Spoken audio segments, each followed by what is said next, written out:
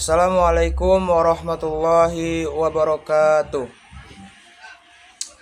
Hamdan syukronillah wasalim ala rasulillah. Baiklah, sebelumnya perkenalkan, nama saya Muhammad Yanfa Fadli dengan NPM 2511010139 dari kelas M. Baiklah, tujuan saya membuat video ini untuk memenuhi tugas dari Bapak Trimo Saputro dengan matkul integrasi sains dalam Islam, yaitu 10 ayat tentang sains. Yang pertama yaitu ada di surat An-Naba ayat 6 dan 7 yang berbunyi, A'udzubillahi minasyaitonirrajim, Bismillahirrahmanirrahim.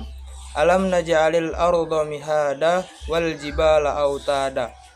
Yang artinya, bukankah kami telah menciptakan bumi sebagai hamparan dan gunung-gunung sebagai pasak.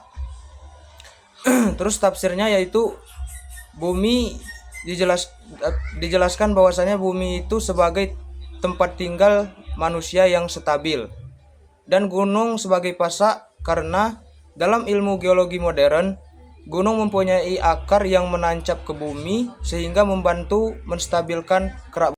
Terus yang kedua ada masih di surat An-Naba, yaitu di ayat 13 yang berbunyi waja'alna sirajan wahaja, yang artinya dan kami jadikan pelita yang terang benderang. Tafsirnya yaitu di sini menjelaskan tentang matahari, yaitu matahari menjadi sumber energi utama di bumi.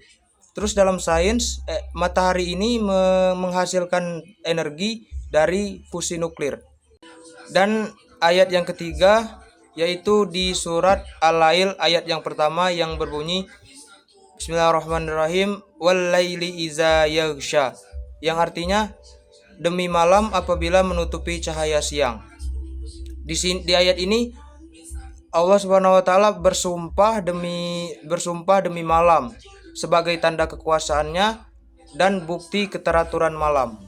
Selanjutnya yaitu ada ayat yang keempat masih di surat Al-Lail, yaitu di ayat yang kedua yang berbunyi wan nahari iza tajalla, yang artinya dan siang apabila terang benderang. Terus di sini menjelaskan bahwasanya siang adalah cahaya, aktivitas dan nikmat Allah Subhanahu wa taala bagi kehidupan manusia. Dan yang kelima ada di surat Al-Alaq ayat kedua yang berbunyi khalaqal insana min alaq, dan telah kami ciptakan manusia dari segumpal darah. Di sini Allah menjelaskan tentang tentang proses penciptaan manusia yang sederhana sebagai bukti kekuasaannya. Terus ayat yang keenam ada di surat Al-Mulk ayat ketiga yang berbunyi allazi khalaqas sab'a samawati tibaqa, yang artinya dia menciptakan 7 langit yang berlapis-lapis. Tafsir klasik memahami bahwasannya ini sebagai lapisan langit yang teratur dan sempurna. Terus ayat yang ketujuh ada di surat Yasin ayat ke-38 yang berbunyi wasyamsu tajri limustaqarril laha, yang artinya dan matahari berjalan di tempat peredarannya. Di sini menunjukkan bahwasanya matahari itu bergerak pada orbitnya.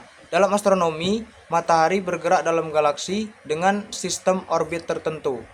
Dan yang ke-8 ada di surat Al-Qalam yang berbunyi surat Al-Qalam ayat pertama yang berbunyi nun wal qalami wama yasturun, yang artinya nun demi pena dan apa yang mereka tulis.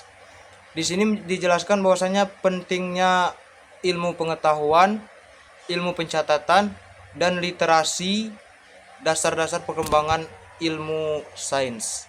Terus yang ke-9 ada di surat Al-Zalzalah ayat pertama yang berbunyi iza zulzilatil ardu zilzalaha, yang artinya dan apabila bumi diguncangkan dengan guncangan yang dahsyat. Di sini menggambarkan gempa bumi.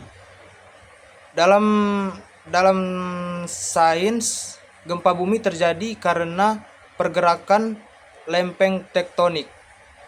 Terus yang terakhir ada di surat At-Tin ayat keempat yang berbunyi laqad khalaqnal insana fi ahsani taqwim, yaitu dan sungguh kami telah menciptakan manusia dengan sebaik-baiknya.